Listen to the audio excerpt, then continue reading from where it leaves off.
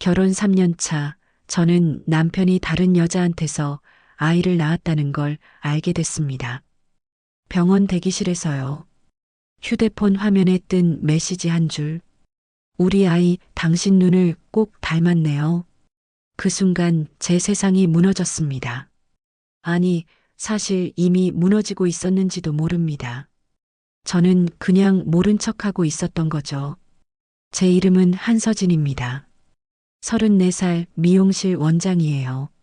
가난한 싱글맘 딸로 태어나 혼자 힘으로 여기까지 왔습니다. 자존심 하나만큼은 꺾이지 않았어요. 그런 제가 사랑 때문에 눈이 멀어서 시댁 문턱을 넘었습니다. 보수적이고 까다롭다는 경고를 듣고도요. 결혼하면 달라질 줄 알았습니다. 사랑하니까 괜찮을 줄 알았어요. 하지만 현실은 달랐습니다. 시어머니는 저를 며느리로 본 적이 없었어요. 그냥 손주를 낳아줄 도구로만 봤습니다. 남편은 제 편이 아니었습니다. 늘 중간에서 눈치만 봤어요. 그리고 저는 빚에 묶여 있었습니다. 미용실 창업 자금을 시댁에서 빌렸거든요. 그게 제 발목을 잡았습니다. 떠나고 싶어도 떠날 수 없었어요.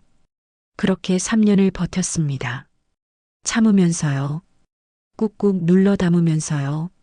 그런데 그날 병원에서 그 메시지를 본 순간 깨달았습니다.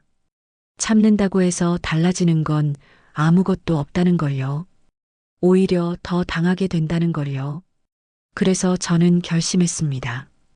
더 이상 당하고만 있지 않겠다고, 제 권리를 찾겠다고, 남편도 시어머니도 그 여자도 모두 대가를 치르게 하겠다고요. 쉽지 않았습니다. 아팠어요. 밤마다 울었습니다. 하지만 멈추지 않았습니다. 가난해도 자존심 하나만큼은 버리지 않고 살아온 한서진이니까요. 지금부터 제 이야기 시작할게요. 병원 특유의 소독약 냄새가 코끝을 스쳤습니다. 하얀 복도, 반질반질한 바닥, 그리고 어디선가 들려오는 기계음. 저는 남편 옆에 앉아 건강검진 대기표를 손에 쥔 채 멍하니 앞을 바라보고 있었어요. 결혼 3년 차 부부 건강검진이라는 게 이렇게 어색할 줄은 몰랐습니다. 아니, 어쩌면 어색한 게 당연한 건지도 모르겠어요. 요즘 남편과 저 사이엔 보이지 않는 벽 같은 게 있었거든요.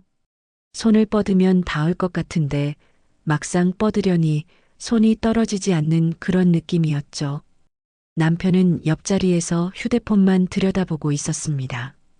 엄지손가락이 화면 위를 바쁘게 움직였어요. 회사 일인가 싶었는데 표정이 묘하게 굳어 있더군요. 눈썹이 살짝 찌푸려져 있고 입술을 꾹 다물고 있는 모습이 뭔가 감추는 사람처럼 보였습니다. 저는 슬쩍 그 화면을 보려고 했죠. 하지만 남편은 제가 고개를 돌리는 순간 재빠르게 휴대폰을 무릎 위로 내렸어요.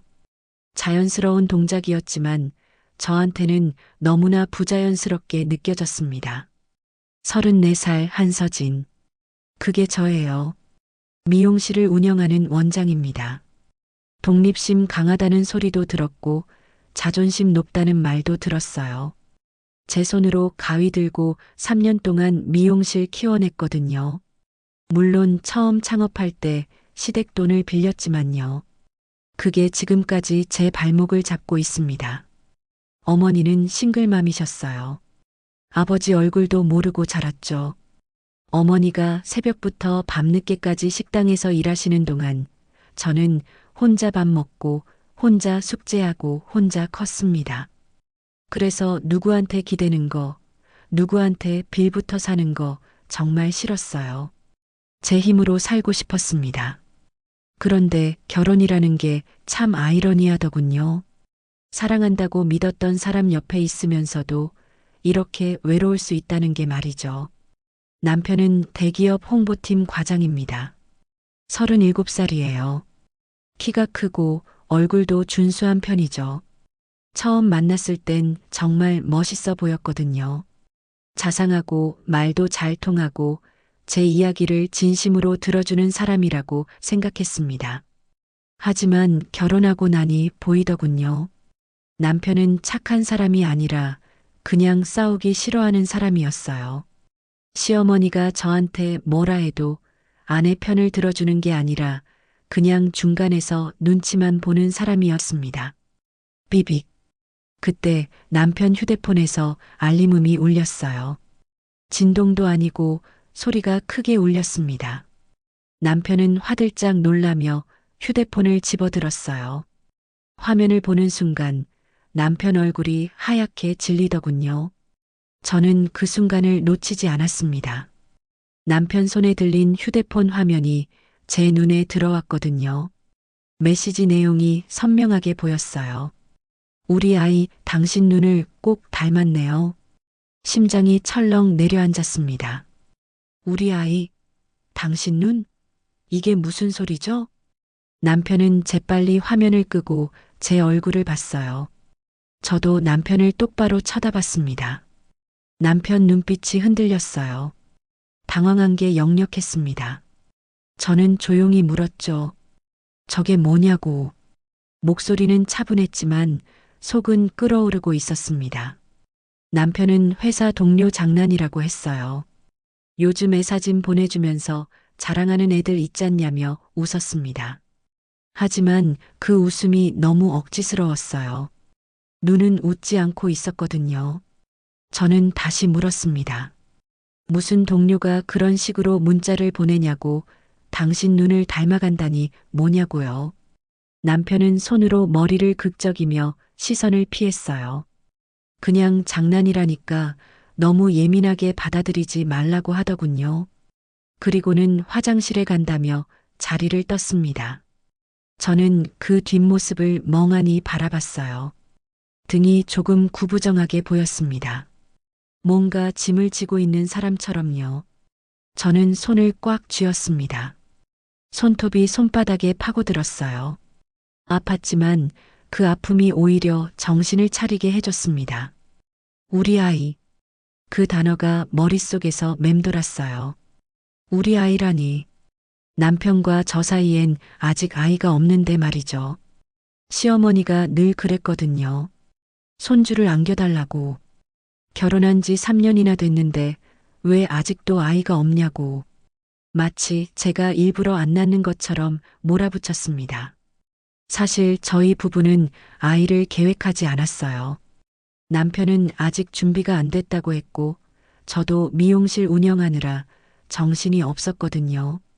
하지만 시어머니는 그런 거 신경 안 쓰셨습니다. 손주만 보고 싶다는 말만 반복했죠. 그런데 지금 다른 여자가 보낸 문자에 우리 아이라는 말이 있었습니다. 그게 무슨 의미인지 생각하니 온몸이 차가워졌어요. 잠시 후 남편이 돌아왔습니다. 얼굴을 물로 씻었는지 머리카락이 조금 젖어 있었어요. 표정은 조금 진정된 것 같았지만 여전히 눈빛이 불안했습니다. 남편은 오래 기다렸냐며 미안하다고 했어요. 저는 고개를 저으며 괜찮다고 대답했습니다. 최대한 평온한 목소리로요. 남편은 안도한 듯 미소 지었습니다. 하지만 저는 이미 결심했어요. 이 일을 그냥 넘기지 않겠다고요. 건강검진은 예정대로 진행됐습니다. 피 뽑고 엑스레이 찍고 의사 상담 받고 그 모든 과정이 기계적으로 느껴졌어요. 저는 웃으며 간호사의 지시를 따랐지만 머릿속은 온통 그 문자 생각뿐이었습니다. 검진이 끝나고 집으로 돌아오는 차 안은 조용했어요. 남편은 운전대를 잡고 저는 조수석에 앉아 창밖을 바라봤습니다. 가을 하늘이 맑았어요. 구름 한 점 없이 파랗더군요. 그런데 제 마음은 먹구름으로 가득했습니다. 집에 도착하자마자 남편은 서재로 들어갔어요. 회사 일이 있다며 문을 닫았습니다. 저는 거실에 혼자 남겨졌죠. 소파에 앉아 천천히 생각을 정리했습니다. 그 문자를 보낸 사람은 누구일까요? 정말 회사 동료의 장난일까요? 아니면 진짜 다른 여자가 있는 걸까요? 문득 지난 몇 달간의 일들이 떠올랐어요. 남편의 잦은 야근, 주말 골프 모임, 늦게 들어오는 날들. 그때마다 저는 별 생각 없이 넘겼습니다. 남편이 승진하려면 열심히 일해야 한다고, 상사들과 관계를 잘 유지해야 한다고 생각했거든요. 하지만 이제 보니 의심스러운 게 한두 가지가 아니었어요. 신용카드 명세서에서 본 낯선 레스토랑 이름들, 향수 냄새가 배어있던 셔츠, 그리고 제가 물어보면 얼버무리던 태도지. 눈을 감았습니다. 숨을 깊게 들이마셨어요. 진정하려고 애썼지만 가슴속에서 뭔가가 부글부글 끓어오르는 게 느껴졌습니다. 화가 났어요. 남편한테, 그 문자를 보낸 여자한테, 그리고 이 모든 상황을 외면했던 제 자신한테도요. 하지만 동시에 두려웠습니다. 만약 정말로 남편한테 다른 여자가 있다면? 만약 그 여자한테 남편의 아이가 있다면? 저는 어떻게 해야 할까요? 소파에서 일어나 부엌으로 갔습니다. 찬물을 한 잔 마셨어요. 차가운 물이 목을 타고 내려가면서 정신이 조금 맑아졌습니다. 알아야 했어요. 진실이 뭔지 확실히 알아야 했습니다. 그래야 다음에 뭘 할지 결정할 수 있으니까요. 가방에서 휴대폰을 꺼냈습니다. 그리고 남편 신용카드 회사 앱에 로그인했어요. 비밀번호는 이미 알고 있었습니다. 남편이 예전에 급할 때 제게 알려준 적이 있거든요. 화면에 최근 사용 내역이 떴습니다. 천천히 스크롤을 내렸어요. 이태원의 고급 레스토랑, 청담동의 바, 강남의 호텔 라운지. 모두 제가 가본 적 없는 곳들이었습니다. 날짜를 확인하니 남편이 야근한다고 했던 날들과 겹쳤어요. 손이 떨렸습니다. 휴대폰을 쥔 손에 힘이 들어갔죠. 이건 우연이 아니었어요. 남편은 분명 뭔가를 숨기고 있었습니다. 앱을 끄고 휴대폰을 내려놨습니다. 그리고 창밖을 바라봤어요. 해가 지고 있었습니다. 하늘이 주황빛으로 물들어 가더군요. 결심했어요. 진실을 밝혀내겠다고. 남편이 숨기고 있는 게 뭔지, 그 여자가 누군지 모든 걸 알아내겠다고요. 한서진은 그렇게 쉽게 무너지는 사람이 아니었습니다. 가난한 싱글맘 딸로 태어나 혼자 힘으로 여기까지 왔어요. 미용실을 차리고 손님들 머리를 자르면서 하루하루 살아왔습니다. 불의는 참을 수 없었어요. 거짓말은 더더욱 용납할 수 없었습니다. 주먹을 꽉 쥐었습니다. 손톱이 손바닥에 다시 파고들었어요. 그날 밤 잠들지 못했어요. 어둠 속에서 천장을 바라보며 수없이 많은 생각을 했습니다. 옆에서 남편은 코를 골며 자고 있었어요. 평온한 얼굴이었습니다. 마치 아무 일도 없는 것처럼요. 그 얼굴을 가만히 들여다봤습니다. 이 사람이 정말 제가 알던 사람이 맞는지 의문이 들었어요. 결혼 3년. 짧다면 짧고 길다면 긴 시간입니다. 그동안 우린 뭘 했을까요? 서로 사랑한다고 말하면서도 정작 서로를 제대로 알고 있었을까요? 눈을 감았습니다. 하지만 잠은 오지 않았어요. 머릿속에서 그 문자가 계속 맴돌았습니다. 우리 아이 당신 눈을 꼭 닮았네요. 이 문장이 제 인생을 바꿔놓을 거라는 걸 그땐 아직 몰랐습니다. 그날 이후로 며칠이 지났습니다. 하지만 제 머릿속은 여전히 그 문자에서 벗어나지 못하고 있었어요. 남편은 평소처럼 출근하고 저는 미용실로 갔습니다. 겉으로는 아무 일 없는 것처럼 보였지만 속은 점점 무너져 내리고 있었죠.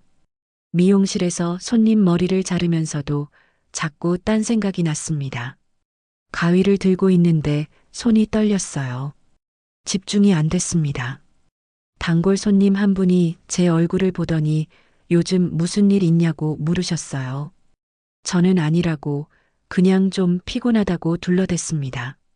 거짓말이었죠. 피곤한 게 아니라 마음이 아팠거든요. 문득 결혼 전 일들이 떠올랐습니다.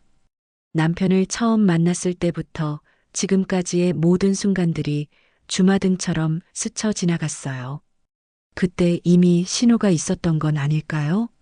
제가 놓친 게 있었던 건 아닐까요? 남편과 저는 5년 전 소개팅으로 만났습니다. 친구가 좋은 사람 있다며 주선해줬어요. 처음 본 순간부터 남편은 제 눈에 들어왔습니다. 키가 크고 옷차림도 단정했어요. 무엇보다 말을 할 때 제 눈을 똑바로 보더군요. 진심으로 관심을 가지고 제 이야기를 들어주는 것 같았습니다. 그때 저는 29이었어요. 미용실에서 디자이너로 일하고 있었고 독립을 꿈꾸던 때였습니다. 남편은 34이었죠. 대기업 홍보팀에서 일한다고 했어요. 안정적인 직장, 괜찮은 연봉, 그리고 무엇보다 저를 존중해주는 태도가 마음에 들었습니다. 연애는 순조로웠어요. 주말마다 만나서 영화 보고 밥 먹고 산책했습니다. 남편은 항상 제 말에 귀 기울여줬어요.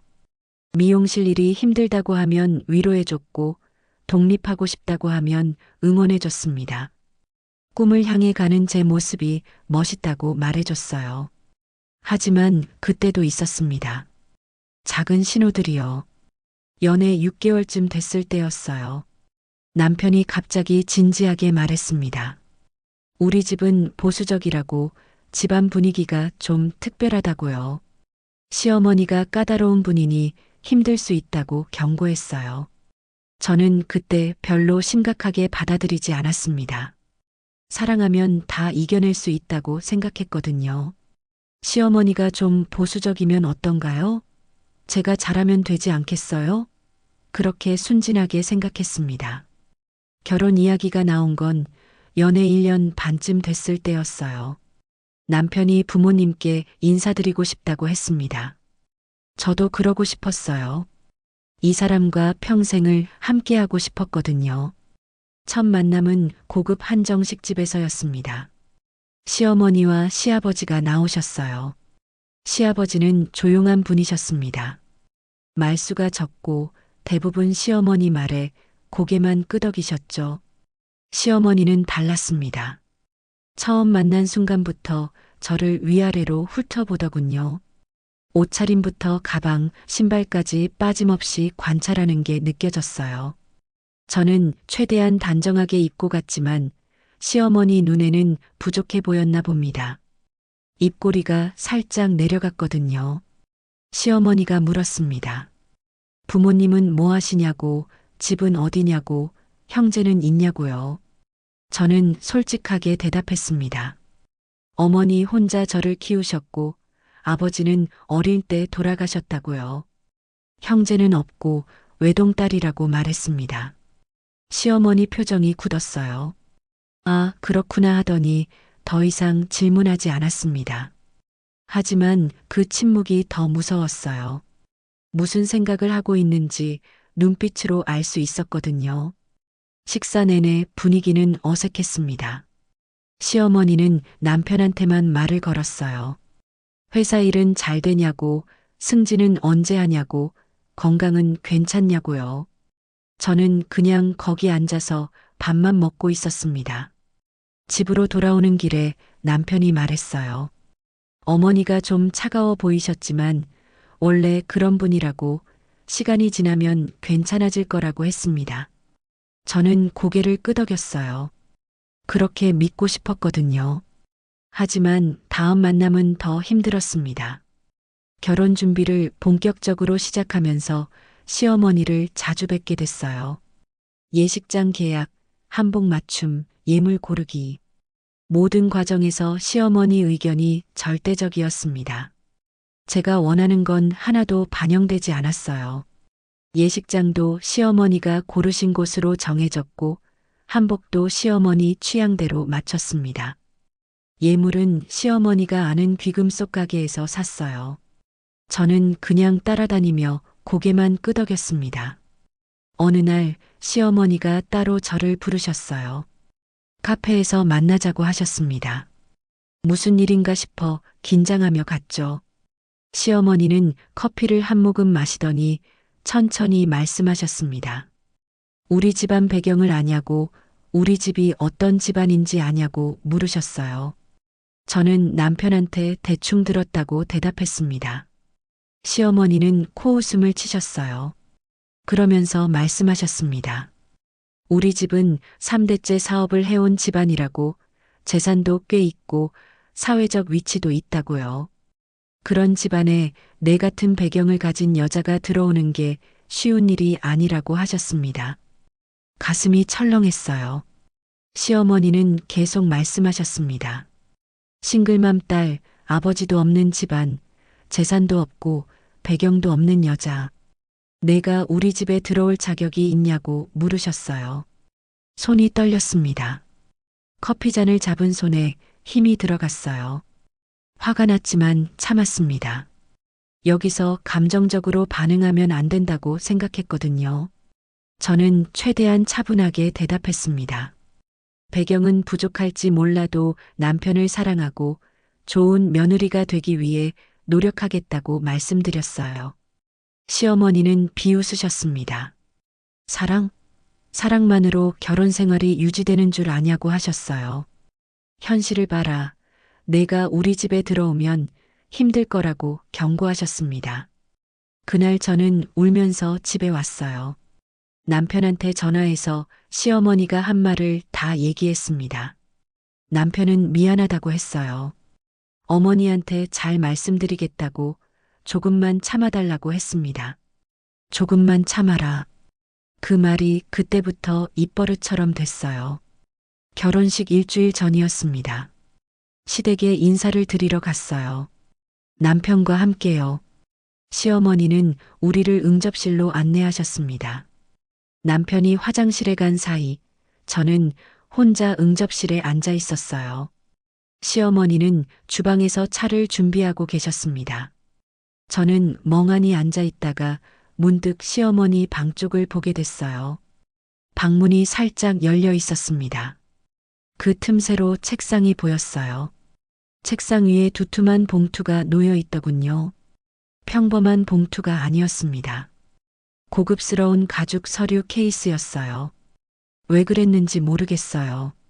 그냥 궁금했습니다. 저는 주위를 살피고 살금살금 방으로 들어갔어요. 심장이 쿵쾅거렸습니다. 들키면 안 되는데 하는 생각이 들었지만 발은 이미 움직이고 있었어요. 책상 앞에 섰습니다. 서류 케이스를 조심스럽게 열었어요. 안에 서류가 가지런히 정리돼 있었습니다. 상속 관련 서류였어요. 자세히 읽을 시간은 없었습니다. 하지만 몇 가지 단어가 눈에 확 들어왔어요. 손주, 조건부 상속, 재산 분할. 그리고 시어머니 이름과 남편 이름이 적혀 있었습니다. 무슨 내용인지 정확히는 몰랐어요. 하지만 뭔가 중요한 서류라는 건 알 수 있었습니다. 저는 재빨리 휴대폰을 꺼내 사진을 찍었어요. 손이 떨려서 몇 번 흔들렸지만 어떻게든 찍었습니다. 그때 복도에서 발소리가 들렸어요. 시어머니가 오고 계셨습니다. 저는 황급히 서류 케이스를 닫고 방에서 나왔어요. 다시 응접실로 돌아와 아무 일 없었다는 듯 앉아 있었습니다. 시어머니가 들어오셨어요. 차 쟁반을 들고 계셨죠. 저를 보더니 잠깐 멈칫하셨습니다. 뭔가 느낀 걸까요? 하지만 아무 말씀 없이 차를 따라주셨어요. 그날 밤 집에 돌아와서 찍어둔 사진을 확대해서 봤습니다. 화질이 좋지 않았지만 대충 읽을 수 있었어요. 상속 조건이 적혀 있었습니다. 시어머니 재산은 손주가 태어나야만 남편에게 상속된다는 내용이었어요. 만약 손주가 없으면 재산은 다른 친족에게 넘어간다고 적혀 있었습니다. 손주. 그 단어를 보는 순간 소름이 돋았습니다. 시어머니가 왜 그렇게 손주를 강조했는지 알 것 같았어요. 단순히 손주가 보고 싶어서가 아니었습니다. 재산 때문이었어요. 손주가 있어야만 남편이 상속을 받을 수 있었던 거죠. 그럼 저는요? 저는 뭐였을까요? 그냥 손주를 낳아줄 도구였던 걸까요? 그때는 그 서류의 의미를 제대로 이해하지 못했습니다. 그냥 좀 이상하다, 시댁이 복잡하구나 정도로만 생각했어요.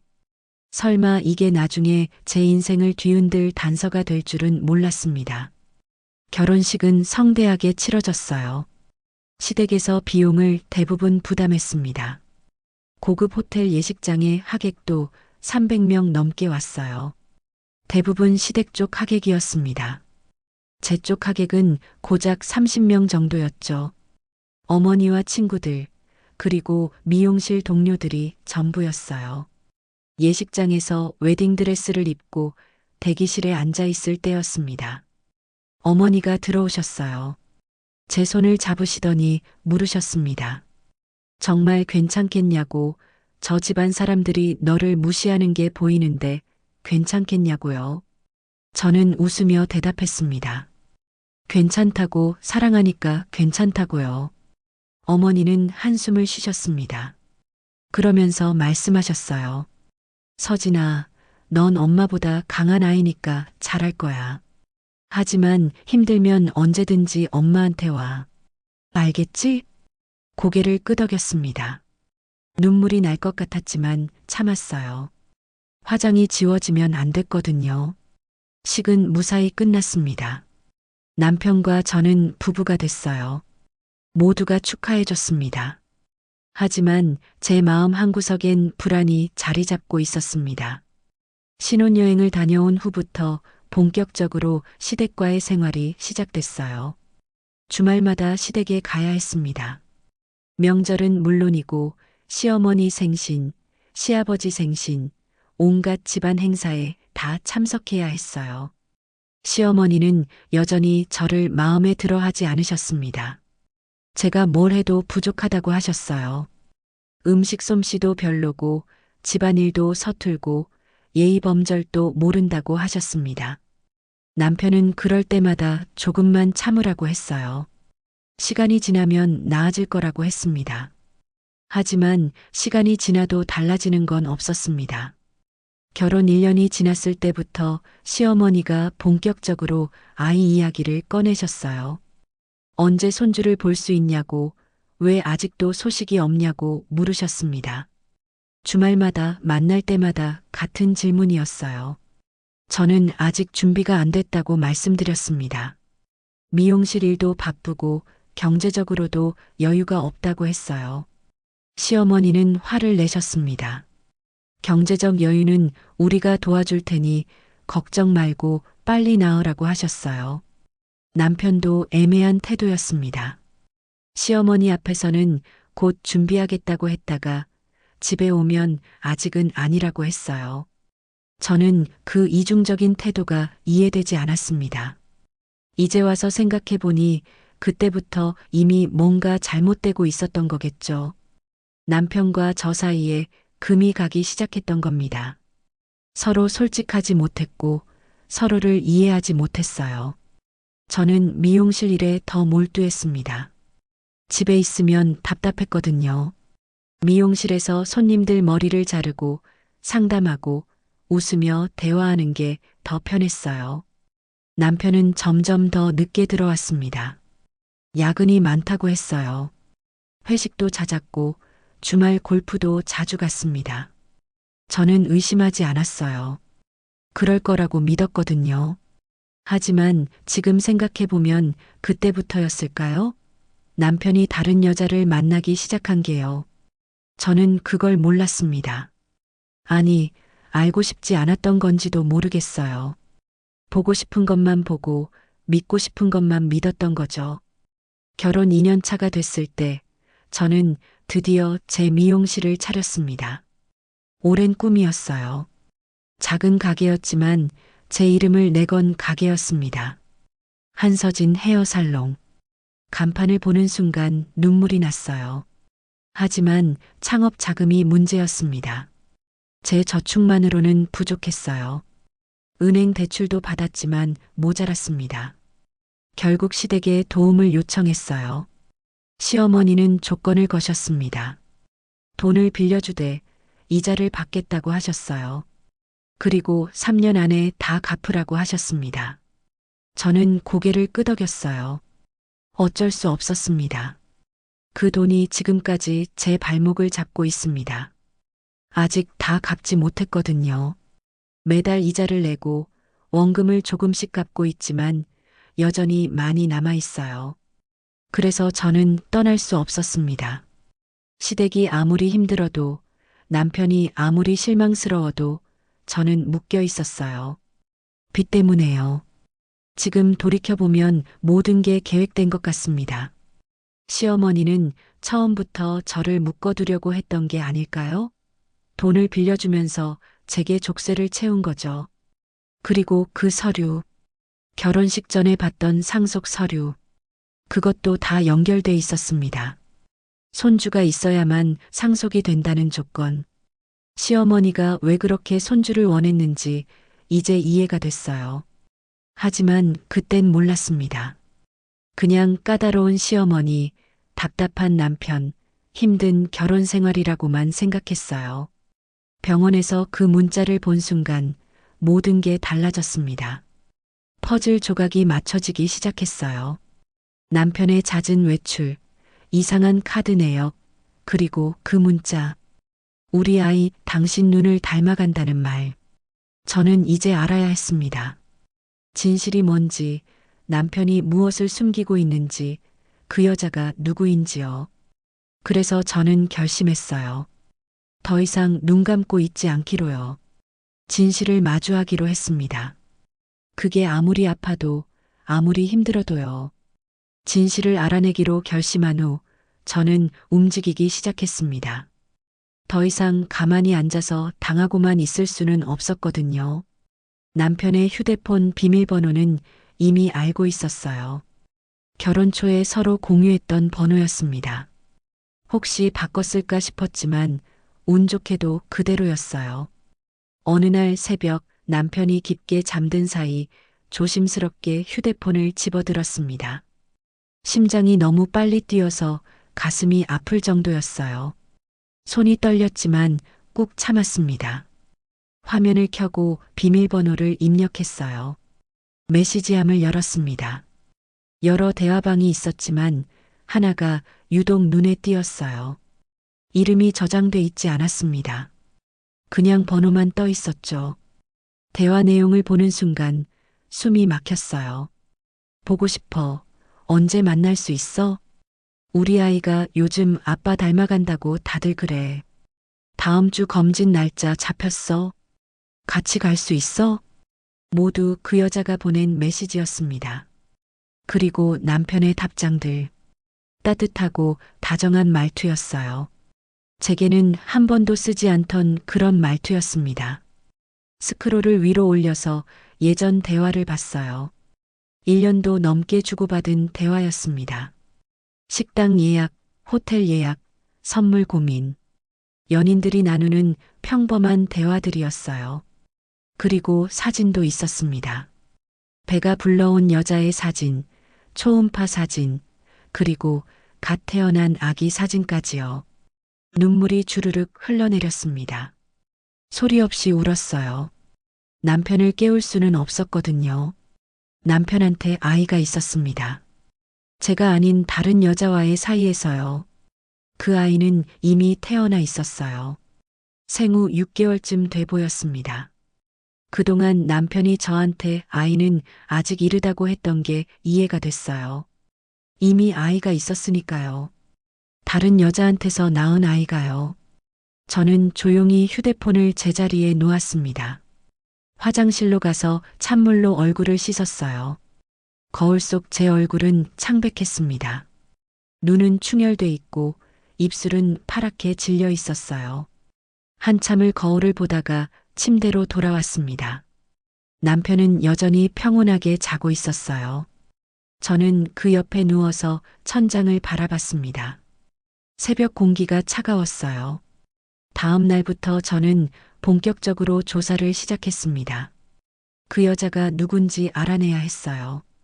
휴대폰에 저장된 번호를 인터넷에 검색했습니다. 아무것도 나오지 않았어요. 개인 번호였던 거죠. 하지만 포기하지 않았습니다. 남편 카드 내역을 더 꼼꼼히 살폈어요. 자주 가는 레스토랑, 자주 결제되는 장소들을 메모했습니다. 그리고 그중 한 곳의 주소를 발견했어요. 강남의 한 오피스텔이었습니다. 매달 일정 금액이 자동이체로 빠져나가고 있었어요. 그게 그 여자가 사는 곳이라는 걸 직감적으로 알았습니다. 어느 토요일 오후 남편이 골프 간다며 나간 날이었어요.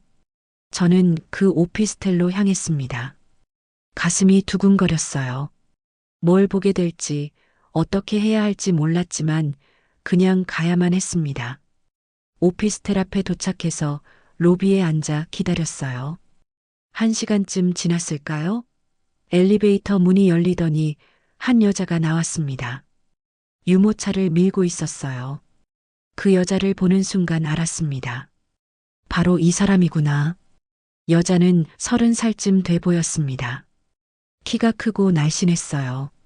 긴 머리를 묶었고 화장은 연하게 했지만 얼굴이 곱더군요. 옷차림도 세련됐습니다. 명품 가방을 들고 있었어요. 유모차 안에는 아기가 자고 있었습니다. 통통한 볼, 작은 손, 평화롭게 잠든 얼굴이었어요. 그 아기를 보는 순간 가슴이 무너져 내렸습니다. 남편의 아이. 제가 아닌 다른 여자가 낳은 남편의 아이였습니다. 여자는 유모차를 밀고 밖으로 나갔어요. 저는 멀찌감치 따라갔습니다. 여자는 근처 카페로 들어갔어요. 저도 뒤따라 들어가서 구석 자리에 앉았습니다. 여자는 아기를 유모차에서 꺼내 안았어요. 아기가 눈을 뜨더니 웃었습니다. 여자도 웃으며 아기를 어르고 있었어요. 그 모습이 너무나 평화로워 보였습니다. 저는 커피를 시켜놓고 그 모습을 지켜봤어요. 화가 났지만 동시에 궁금했습니다. 저 여자는 누구일까? 남편을 어떻게 만났을까? 남편은 저 여자를 사랑하는 걸까? 한참을 지켜보다가 여자가 자리에서 일어났습니다. 계산하고 나가려는 순간 저도 따라 일어났어요.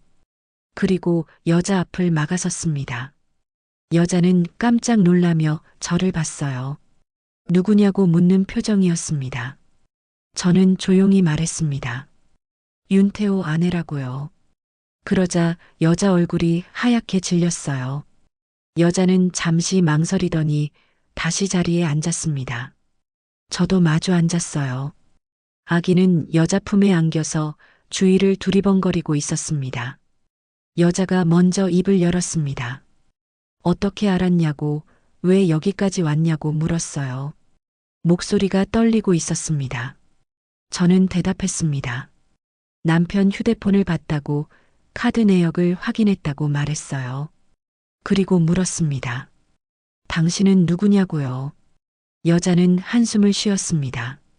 그리고 천천히 이야기하기 시작했어요. 이름은 정유라. 30살. 전직 승무원이었다고 했습니다. 몇 년 전 항공사를 그만두고 쇼핑몰 사업을 시작했는데 실패했다고 하더군요. 빚이 많이 남았고 그걸 갚느라 힘들었다고 했습니다. 남편을 만난 건 2년 전이었다고 했어요. 모임에서 우연히 만났는데 남편이 먼저 연락처를 물었다고 하더군요. 처음엔 그냥 밥 한두 번 먹는 사이였는데 점점 가까워졌다고 했습니다. 남편이 기혼자라는 건 알고 있었냐고 물었어요. 정유라는 고개를 끄덕였습니다. 알고 있었다고 하지만 남편이 아내와 사이가 좋지 않다고 했다고 하더군요. 곧 이혼할 거라고 했다고요. 저는 코웃음을 쳤습니다. 전형적인 유부남의 거짓말이잖아요. 그런 말을 믿었냐고 물었습니다. 정유라는 변명하지 않았어요. 그냥 조용히 고개를 숙였습니다. 아이는 언제 생겼냐고 물었습니다. 정유라는 1년 전쯤이라고 했어요.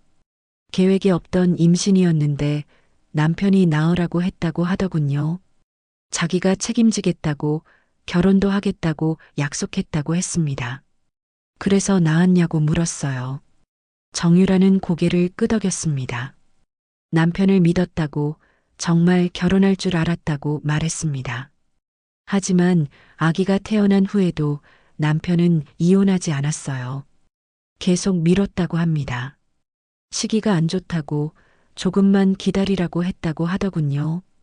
정유라는 이제 지쳤다고 했습니다.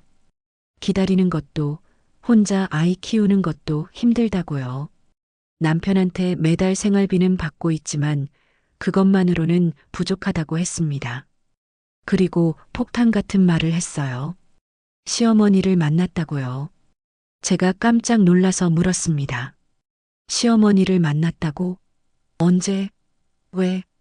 정유라는 대답했습니다. 한 달 전쯤 시어머니가 먼저 연락을 했다고 하더군요. 만나자고 해서 만났는데 시어머니가 제안을 했다고 합니다. 무슨 제안이냐고 물었어요. 정유라는 말했습니다. 시어머니가 아이를 인정하겠다고, 대신 조건이 있다고 했다고 하더군요. 아이를 시댁호적에 올리면 상속을 받을 수 있게 해주겠다고 했다고 합니다. 저는 충격을 받았습니다. 시어머니가 정유라를 만났다고요? 그것도 제안까지 했다고요?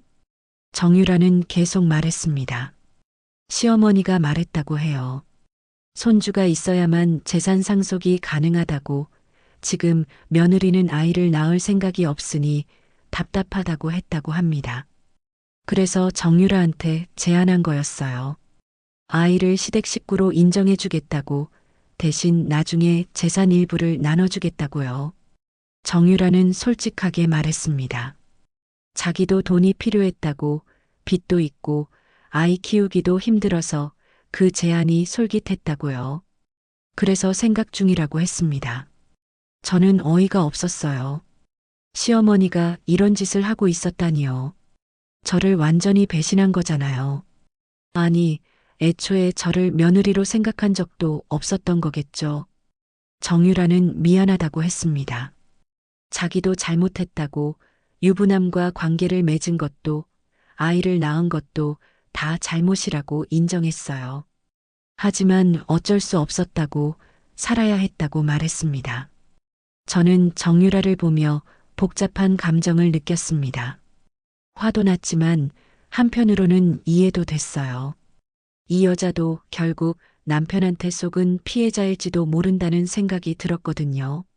하지만 동정할 수는 없었습니다. 이 여자가 제 남편과 관계를 맺었고 아이까지 낳았으니까요.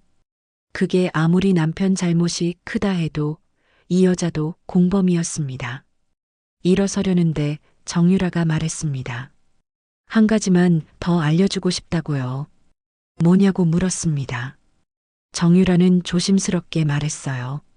남편이 자기한테 한 말이 있다고 합니다. 아내가 시댁 돈을 빌려서 미용실을 차렸는데 그 빚 때문에 이혼하기 힘들다고 했다고 하더군요. 빚을 다 갚을 때까지는 이혼할 수 없다고 했다고 합니다.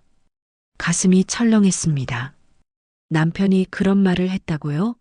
저를 그렇게 생각하고 있었다고요? 정유라는 말했습니다.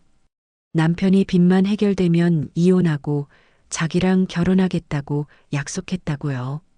그래서 기다리고 있다고 했습니다.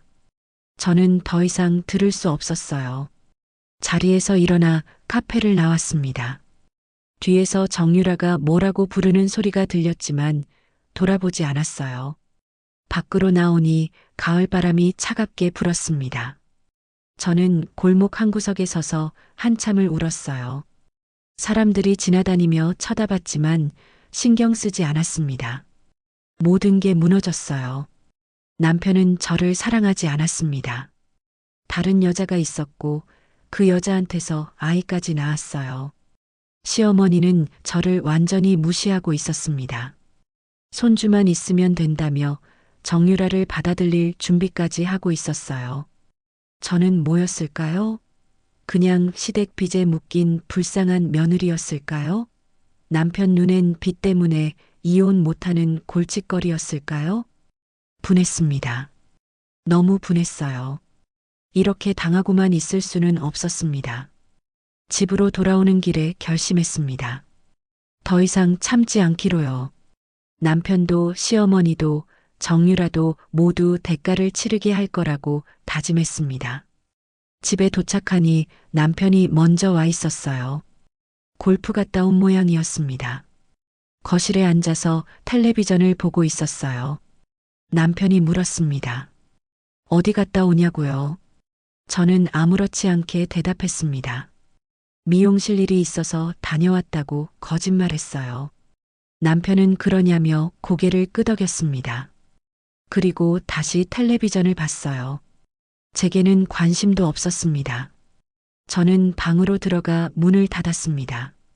그리고 침대에 앉아서 생각했어요.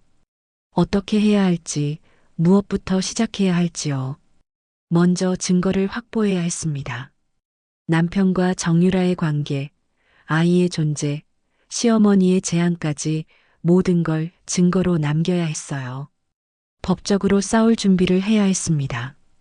그리고 그 서류, 결혼식 전에 봤던 상속 서류, 그 사본이 아직 제 휴대폰에 저장돼 있었어요. 그걸 다시 꺼내봤습니다. 상속 조건이 명확히 적혀 있었습니다. 손주가 있어야만 재산이 남편에게 넘어온다고요.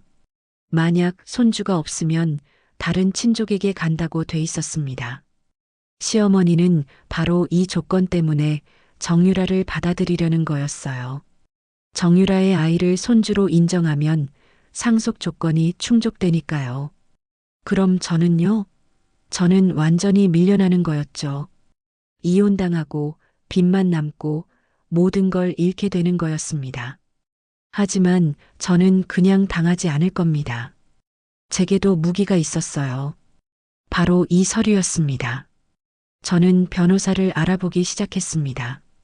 이혼 전문 변호사, 상속 전문 변호사, 여러 곳에 상담을 신청했어요. 그리고 남편의 모든 행적을 기록하기 시작했습니다. 언제 어디 갔는지, 누구를 만났는지, 얼마를 썼는지 다 메모했어요. 휴대폰 메시지도 사진으로 찍어뒀습니다. 정유라와의 대화도 녹음했어야 했는데 그건 놓쳤습니다. 하지만 괜찮았어요. 다시 만나서 녹음하면 됐으니까요. 며칠 후 주말이었습니다. 시댁에 가는 날이었어요. 저는 평소처럼 준비해서 남편과 함께 시댁으로 갔습니다. 시어머니는 반갑게 맞아주셨어요. 겉으로는요. 하지만 저는 이제 알고 있었습니다. 저 사람이 뒤에서 무슨 짓을 하고 있는지요. 식사하면서 시어머니가 또 손주 이야기를 꺼내셨습니다. 언제쯤 좋은 소식을 들을 수 있겠냐고, 이제 나이도 있는데 서둘러야 하지 않겠냐고 하셨어요. 저는 웃으며 대답했습니다. 곧 좋은 소식 있을 거라고, 조금만 기다려달라고요. 시어머니는 만족스러운 표정을 지으셨습니다. 하지만 저는 속으로 비웃고 있었어요. 저 사람은 이미 다른 계획을 세우고 있으면서 제 앞에서는 이렇게 연기를 하고 있었으니까요. 집으로 돌아오는 차 안에서 남편이 말했습니다. 어머니 말씀대로 이제 아이를 가져볼까 하고요. 저는 남편을 쳐다봤습니다. 이 사람이 진심일까요? 아니면 그냥 시어머니 앞에서 보여주기 위한 말일까요? 남편은 계속 말했습니다. 이제 경제적으로도 여유가 생겼고 나이도 있으니 아이를 가져야 할 것 같다고 했어요. 저는 대답하지 않았습니다. 그냥 창밖을 보고 있었어요. 남편이 다른 여자한테서 이미 아이를 낳았으면서 제게 또 아이를 낳으라고 하는 게 말이 됐을까요? 이 사람은 정신이 있는 걸까요? 집에 도착해서 남편이 먼저 샤워하러 갔습니다. 저는 거실에 앉아 있다가 남편 가방을 열어봤어요. 혹시 또 뭐가 나올까 싶어서요. 가방 안쪽 주머니에 영수증이 하나 있었습니다. 백화점 영수증이었어요. 아기 옷과 장난감을 산 내역이었습니다. 날짜를 보니 바로 며칠 전이었어요. 남편은 정유라의 아이한테 선물을 사주고 있었던 겁니다. 저한테는 생일 선물도 제대로 안 사주면서요. 저는 그 영수증을 사진으로 찍었습니다. 그리고 다시 가방에 넣어뒀어요. 증거는 점점 쌓여가고 있었습니다. 이제 때가 됐어요. 반격할 준비가 됐습니다. 저는 변호사와 정식 상담을 잡았습니다. 모든 증거를 들고 갔어요. 남편의 불륜, 아이의 존재, 시어머니의 음모, 그리고 상속 서류까지요. 변호사는 제 이야기를 듣더니 고개를 끄덕였습니다. 승산이 있다고 했어요. 충분히 싸울 만하다고 했습니다. 이제 시작이었습니다. 저를 무시하고, 저를 속이고, 저를 이용한 사람들 모두에게 대가를 치르게 할 겁니다. 한서진은 그렇게 쉽게 무너지지 않습니다. 변호사와의 상담 후 일주일이 지났습니다. 저는 마지막 증거를 모으고 있었어요. 모든 게 완벽해야 했습니다. 단 한 번의 기회였으니까요. 어느 날 저녁 남편이 또 늦는다고 연락이 왔습니다. 회식이라고 했어요. 하지만 저는 알고 있었습니다. 거짓말이라는 걸요. 저는 남편 위치 추적 앱을 몰래 설치해뒀거든요. 남편 휴대폰에 잠깐 손댈 기회가 있을 때 해둔 겁니다. 위치를 확인하니 강남의 그 오피스텔 근처였어요. 정유라를 만나러 간 거였습니다. 저는 재킷을 걸치고 밖으로 나갔습니다. 택시를 타고 그 오피스텔로 향했어요. 도착해서 로비에서 기다렸습니다. 1시간쯤 지났을까요? 엘리베이터에서 남편이 내려왔습니다. 정유라와 함께였어요. 정유라는 아기를 안고 있었고 남편은 아기 가방을 들고 있었습니다. 세 명이 마치 가족처럼 보였어요. 남편이 정유라 머리를 쓰다듬었습니다. 그리고 아기 뺨에 뽀뽀했어요. 정유라는 웃고 있었습니다. 행복해 보였어요. 가슴이 찢어지는 것 같았습니다. 하지만 저는 참았어요. 여기서 감정적으로 행동하면 안 됐거든요. 저는 휴대폰을 꺼내 사진을 찍었습니다. 연속으로 여러 장 찍었어요. 남편과 정유라 그리고 아기가 함께 있는 모습을요. 남편이 정유라와 헤어지고 밖으로 나왔습니다. 저는 기둥 뒤에 숨어서 지켜봤어요. 남편은 택시를 잡아 타고 떠났습니다. 저는 그 모습을 보며 웃음이 나왔어요. 이제 회사로 가서 야근하는 척 하겠죠. 그리고 나중에 집에 돌아와서는 피곤한 척 하겠죠. 완벽한 연기였습니다. 다음 날 아침, 저는 평소처럼 남편 아침을 차렸습니다. 남편은 신문을 보며 밥을 먹었어요. 저는 마주 앉아서 가만히 남편을 바라봤습니다. 이 사람과 함께한 시간들이 주마등처럼 스쳐 지나갔어요. 첫 만남, 첫 데이트, 프러포즈, 결혼식. 행복했던 순간들도 분명 있었습니다. 아니, 그렇게 믿었던 순간들이요. 하지만 그 모든 게 거짓이었던 걸까요? 남편은 처음부터 저를 사랑하지 않았던 걸까요? 남편이 신문에서 눈을 떼고 저를 봤습니다. 왜 그러냐고 얼굴이 안 좋아 보인다고 물었어요. 저는 웃으며 대답했습니다. 아니라고, 그냥 좀 피곤해서 그렇다고요. 남편은 그러냐며 다시 신문을 봤습니다. 관심 없다는 듯이요. 출근 준비를 하는 남편을 배웅했습니다. 현관문이 닫히는 소리를 듣고 나서야 숨을 내쉬었어요. 긴장이 풀렸습니다. 저는 변호사에게 연락했습니다. 준비가 다 됐다고, 이제 시작하자고 말했어요. 변호사는 알았다고 했습니다. 일주일 후에 조정 신청을 넣겠다고 했어요. 이혼 조정이요.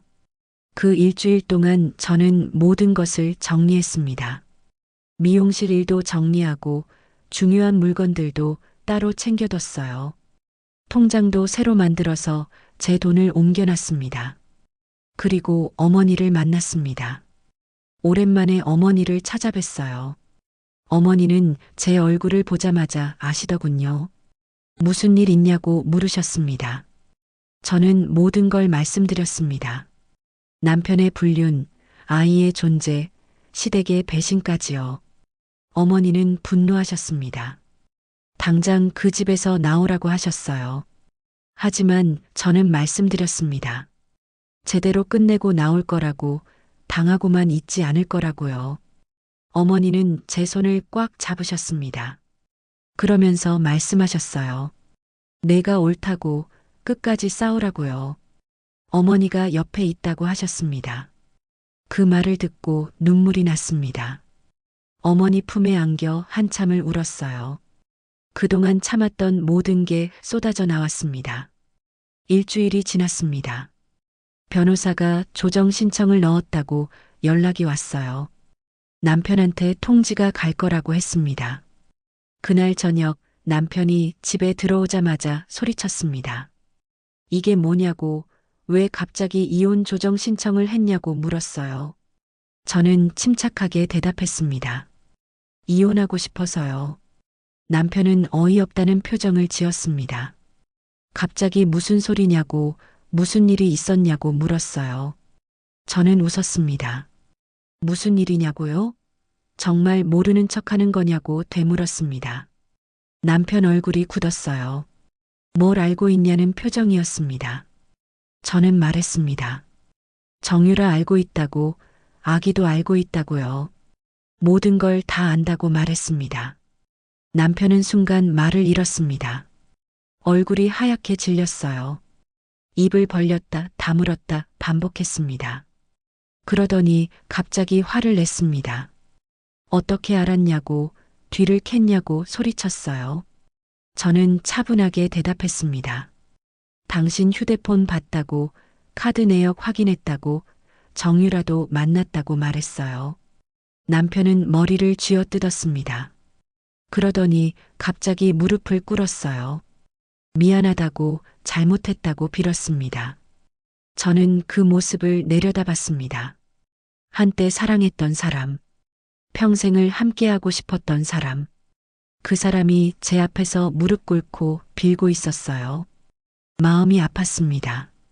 하지만 동요하지 않았어요. 이미 결심한 일이었으니까요. 남편은 계속 빌었습니다. 한 번만 용서해달라고, 다시는 안 그러겠다고 했어요. 정유라와는 끝내겠다고, 아이도 포기하겠다고 했습니다. 저는 물었습니다. 진심이냐고요? 남편은 고개를 끄덕였습니다. 진심이라고, 정말 잘못했다고 했어요. 하지만 저는 믿을 수 없었습니다. 이 사람은 거짓말쟁이였으니까요. 정유라한테도 똑같은 말을 했을 거예요. 사랑한다고, 결혼하겠다고 거짓말했겠죠. 저는 말했습니다. 이혼할 거라고, 이미 변호사도 선임했다고 했어요. 그리고 위자료와 재산 분할도 청구할 거라고 말했습니다. 남편은 당황했습니다. 재산 분할이라고? 무슨 재산이 있냐고 되물었어요. 저는 웃었습니다. 그리고 말했습니다.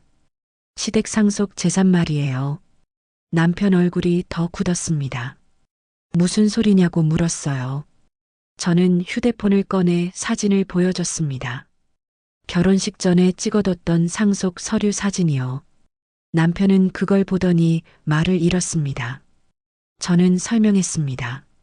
손주가 있어야만 상속이 된다는 조건, 그걸 알고 있다고 말했어요. 그리고 시어머니가 정유라를 만난 것도 안다고 했습니다. 남편은 어떻게 알았냐며 놀랐습니다. 저는 대답했습니다. 정유라한테 직접 들었다고요. 남편은 완전히 무너졌습니다. 바닥에 주저앉아서 머리를 감싸쥐었어요. 저는 계속 말했습니다. 시어머니가 정유라 아이를 손주로 인정하려고 한다는 것도 안다고, 그래서 저를 내쫓으려는 계획도 안다고 했어요. 하지만 그렇게는 안 될 거라고 말했습니다.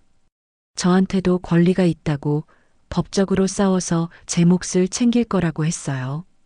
남편이 고개를 들었습니다. 눈물이 그렁그렁했어요.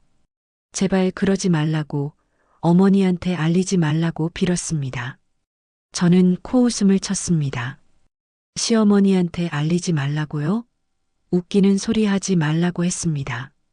저는 말했습니다. 내일 당장 시댁에 갈 거라고, 시어머니 앞에서 모든 걸 밝힐 거라고요. 남편은 당황했습니다. 그러지 말라고, 어머니가 충격받으실 거라고 말했어요. 저는 반문했습니다. 시어머니가 충격받는다고요? 이미 다 아는 분이 무슨 충격을 받겠어요? 남편은 무슨 소리냐며 물었습니다. 저는 설명했습니다. 시어머니가 이미 정유라를 만났다고, 아이를 손주로 인정하겠다고 제안했다고 말했어요. 남편은 그제야 제대로 충격받은 표정을 지었습니다. 어머니가 정유라를 만났다고요? 그건 처음 듣는다는 표정이었어요. 그랬습니다. 남편도 몰랐던 거였어요. 시어머니가 뒤에서 따로 움직이고 있었다는 걸요. 저는 남편한테 말했습니다. 당신은 그냥 꼭두각시였다고, 시어머니 손바닥 위에서 놀아난 거라고 했어요. 남편은 말없이 앉아 있었습니다. 모든 게 무너진 표정이었어요. 저는 방으로 들어가 짐을 쌌습니다. 필요한 것들만 챙겼어요. 옷 몇 벌과 중요한 서류들, 그리고 어머니 사진이요. 남편이 방문을 열고 들어왔습니다. 어디 가냐고 물었어요. 저는 대답했습니다. 당분간 어머니 집에 있을 거라고요. 그리고 조정 날짜에 법원에서 보자고 했습니다. 남편이 제 팔을 잡았습니다. 가지 말라고, 다시 한번 기회를 달라고 빌었어요. 저는 남편 손을 뿌리쳤습니다. 그리고 말했습니다. 늦었다고요. 이미 끝났다고요. 집을 나서면서 뒤돌아보니 남편이 현관에 서 있었습니다. 무너진 표정으로 저를 바라보고 있었어요. 하지만 저는 돌아서지 않았습니다. 그냥 걸어 나갔어요. 다음 날 저는 시댁을 찾아갔습니다. 미리 연락하지 않았어요. 갑자기 나타났습니다. 시어머니는 놀라셨습니다. 왜 갑자기 왔냐고 물으셨어요. 저는 말씀드렸습니다. 할 말이 있어서 왔다고요. 거실에 앉았습니다. 시어머니는 차를 내오시며 무슨 일이냐고 물으셨어요. 저는 바로 본론을 꺼냈습니다.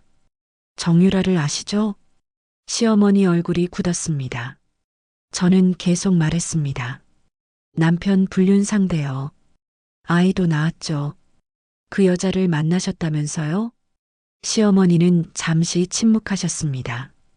그러더니 물으셨어요. 어떻게 알았냐고요? 저는 대답했습니다. 다 알고 있다고, 상속 조건도 알고 있다고 말씀드렸어요.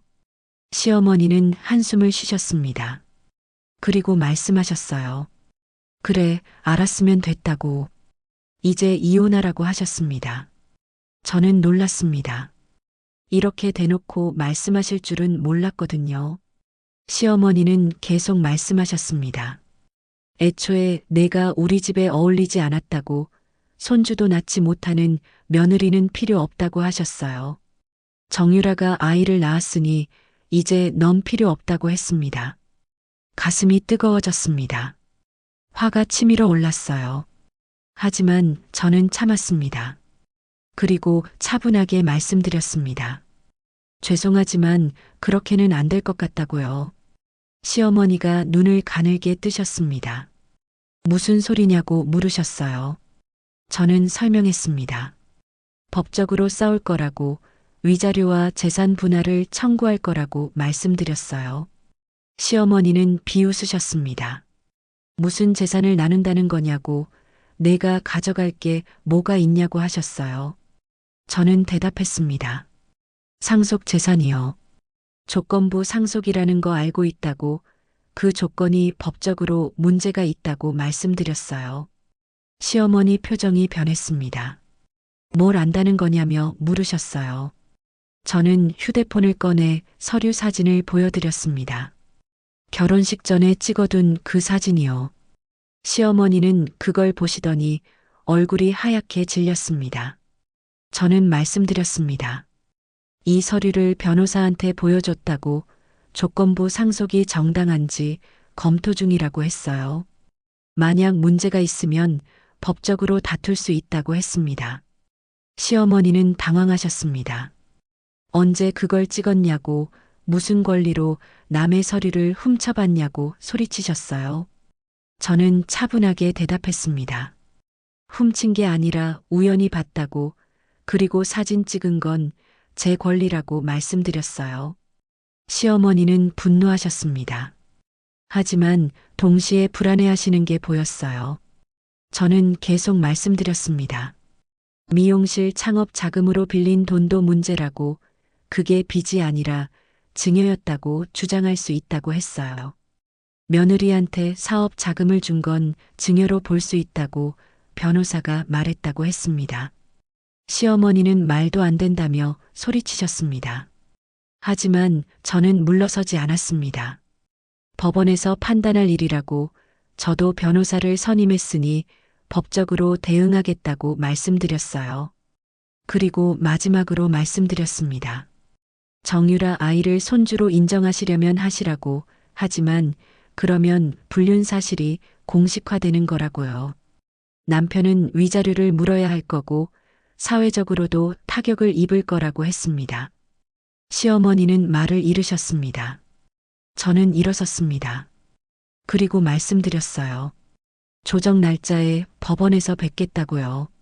시댁을 나오면서 뒤돌아보니 시어머니가 창문에 서 계셨습니다.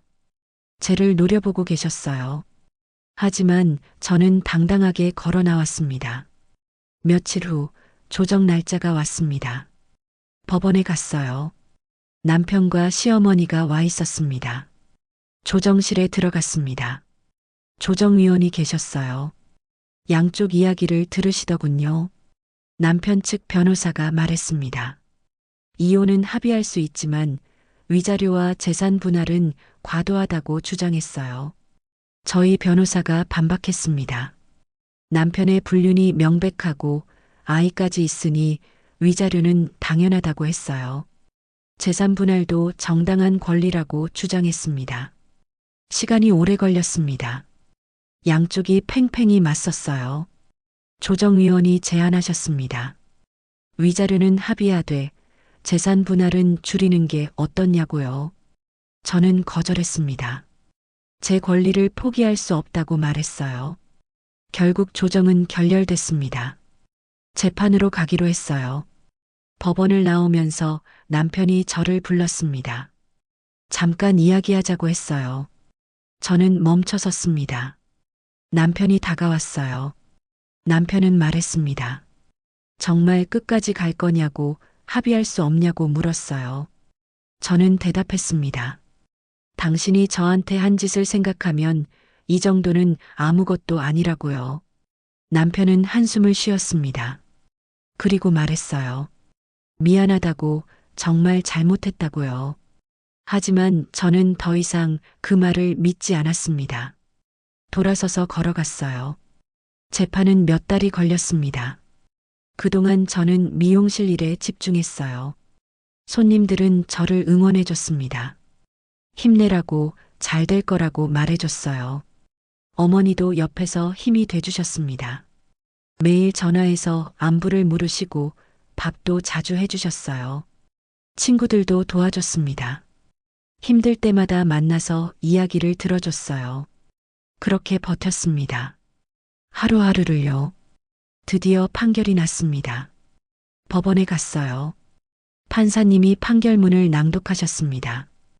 이혼 허가, 위자료 지급, 재산 분할, 모두 저에게 유리하게 나왔습니다. 상속 서류에 대해서도 판결이 나왔어요. 조건부 상속의 일부 조항이 불합리하다고 인정됐습니다. 시댁은 재산 일부를 저한테 지급해야 했어요. 미용실 창업 자금도 증여로 인정됐습니다. 빚이 아니라 증여였다고 판결 났어요.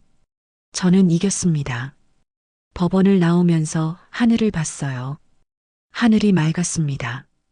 바람이 시원하게 불었어요. 눈물이 났습니다. 하지만 슬픈 눈물이 아니었어요. 후련한 눈물이었습니다. 며칠 후 저는 미용실에 있었습니다. 손님 머리를 자르고 있었어요. 가위를 들고 조심스럽게 머리카락을 잘랐습니다. 한 올 한 올 잘라낼 때마다 생각했습니다. 과거를 잘라내는 것 같다고요. 남편과의 기억, 시댁과의 기억, 아팠던 모든 순간들을요. 손님이 거울을 보며 만족해 했습니다. 예쁘다고 잘 어울린다고 말했어요. 저는 웃었습니다. 진심으로요. 이제는 누구에게도 잘라내지 못할 줄 알았던 인연을 잘라냈습니다. 저를 묶고 있던 모든 것들을요. 저는 자유로웠습니다. 한서진, 34살. 이제 새로운 시작입니다. 미용실 간판을 보며 다짐했어요. 더 이상 누구한테도 기대지 않겠다고, 제 힘으로 살아가겠다고요. 가위를 들고 다음 손님을 맞이했습니다. 밝은 미소를 지으며요. 인생은 계속됩니다. 그리고 저는 강해졌어요. 누가 저를 무너뜨리려 해도 이제는 무너지지 않을 겁니다. 한서진은 그렇게 쉽게 무너지는 사람이 아니니까요. 그렇게 제 이야기는 끝이 났습니다. 아니, 끝이 아니라 새로운 시작이라고 해야 할까요? 지금 저는 미용실에서 가위를 들고 있어요. 오늘도 손님들이 찾아오고 저는 그들의 머리를 자르며 이야기를 나눕니다. 평범한 일상이죠. 남편은 회사를 그만뒀다고 들었어요. 불륜 사실이 알려지면서 견디기 힘들었나 봅니다. 지금 뭘 하는지는 모르겠습니다. 알고 싶지도 않고요. 정유라는 아이를 데리고 고향으로 내려갔다고 하더군요. 시어머니한테 약속받았던 돈도 받지 못했다고 들었습니다. 결국 모두가 잃은 거죠. 시어머니는 건강이 안 좋아지셨다고 합니다. 스트레스 때문인가 봐요. 재판 과정에서 많이 힘드셨을 겁니다. 저는 그들을 미워하지 않습니다. 미워할 에너지도 아깝거든요. 그냥 제 삶을 사는데 집중하고 있어요. 판결로 받은 돈으로 미용실을 조금 더 키웠습니다. 직원도 한 명 더 뽑았어요. 장사는 잘 되고 있습니다. 단골 손님들이 많이 늘었거든요. 어머니는 가끔 미용실에 들르십니다. 차 한 잔 마시다 가시죠. 그때마다 제 얼굴을 보시며 말씀하세요. 이제 얼굴이 편안해 보인다고요. 맞습니다. 저는 이제 편안해요. 밤에 잠들 때 천장을 보며 눈물 흘리지 않아요. 아침에 일어나면 거울 속 제 얼굴이 그리 나쁘지 않아 보입니다. 누군가는 제게 물어봅니다. 후회하지 않냐고요. 그냥 참고 살 수도 있었잖냐고요. 저는 대답합니다. 단 1초도 후회하지 않는다고요. 참고 사는 게 미덕이라고 생각하지 않습니다. 제가 왜 참아야 하죠? 잘못한 건 저 사람들인데요. 사람들은 여자한테 참으라고 하더군요. 가정을 위해서, 체면을 위해서, 아이를 위해서. 하지만 정작 남자들한테는 그런 말 안 하죠. 저는 참지 않았습니다. 싸웠어요. 제 권리를 찾았고 제 몫을 챙겼습니다. 그게 잘한 일인지 못한 일인지는 모르겠어요. 하지만 적어도 저는 후회하지 않습니다. 가끔 손님들이 물어봅니다. 재혼할 생각 없냐고요. 저는 웃으며 대답합니다.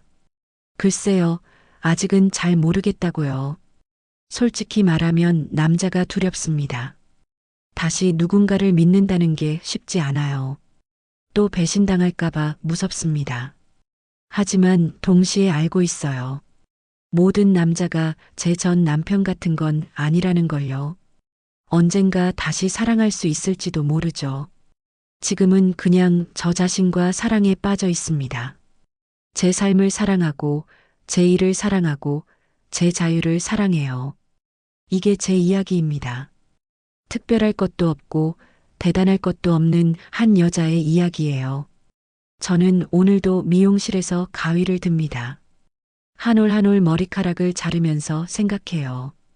인생도 이렇게 정리하는 거구나. 필요 없는 건 과감하게 잘라내고 새로운 모습으로 다시 시작하는 거구나. 한서진의 이야기는 여기까지입니다. 들어주셔서 고맙습니다.